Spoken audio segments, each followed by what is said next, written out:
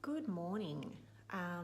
In the land of Facebook Live, I did say a few months ago that I was going to do live videos more often, just giving little snippets of information for you all.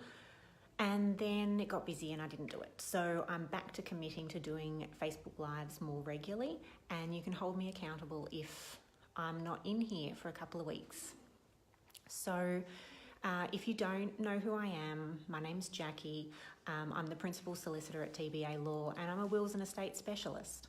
And I wanted to talk to you today about why estate planning is important and why I went down the path as well of really looking at estate planning and wanting to be a specialist in this area.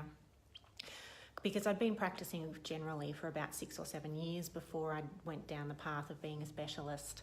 And the reason I chose this area was a couple of things. There was a couple of cases which I was involved in at the time which made me think that things could be done better in this area. And one of those was a particular matter which I wasn't involved in directly. I had a friend working for the DPP at the time, and she was prosecuting a lady who had run a red light in Melbourne. No drug or alcohol influences at all. But when she ran this red light, she mowed down a couple and killed them both when they were crossing the road. This couple had come down from Sydney to watch the AFL, and they had 2 young kids at home in Sydney, which they'd left behind with grandparents. Now, it was coming up to sentencing of this matter, and there were victim impact statements done for the sentencing. And this is why it really came to my attention. Those children had been in and out of family court for about 18 months since their parents had passed away, and it was because their grandparents were fighting over them. So those parents had passed away without wills. There were no guardians appointed. So the grandparents, the respective sides of the family, didn't like each other, of course. So they were in and out of family court fighting over who the kids would live with and who would control the money. And I just thought, it was heartbreaking when that could have been solved with such a simple thing. So 3 things that could have been done. Even if those parents had done the most simple will, appointing executors who would control the money and appointing guardians, a hell of a lot of the trauma that those kids then went through after losing their parents would not have happened. Even if the guardians hadn't been either of those grandparents, yes, grandparents have rights to try and enforce in the family court.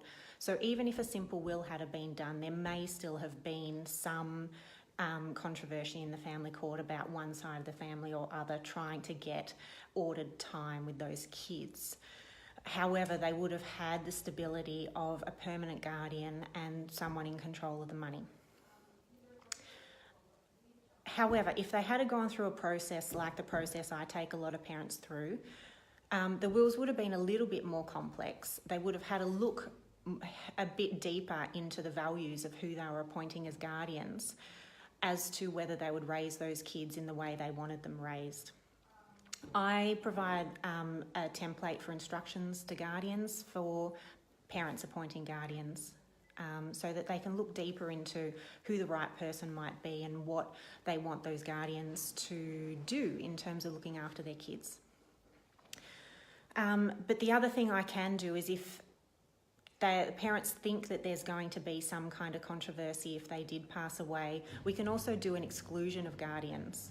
So if it was pretty clear that that couple didn't want one side of the family having, long-term care of those kids, something could have been done about that as well.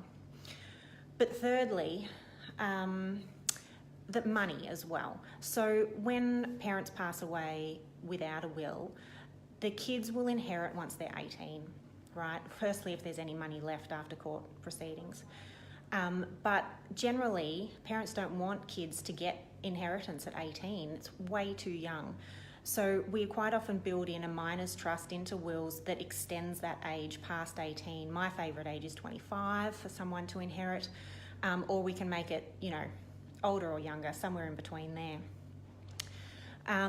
So that would be a minors trust, or you can look at some more complex trusts as well, so that assets are protected for children even past them reaching a certain age. Oh, hi Sammy, how you going? So those three things could have been resolved for those parents who passed away. Those kids in and out of family court, if there was guardians appointed, that wouldn't have happened.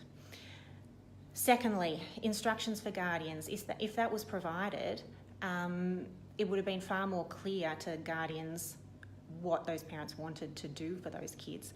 And thirdly, money and trust. Like, we don't want young kids inheriting at 18. Let's extend that out. Let's put controls around what money can be used for. Yes, it can be used for education, but perhaps it's tightened up so it can't be used for anything else up until they're 25. So all these things are something that we can look at for parents.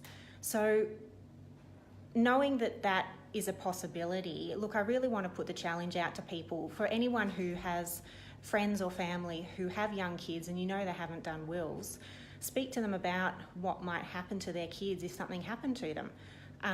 Even just having something simple with guardians appointed is a great first start.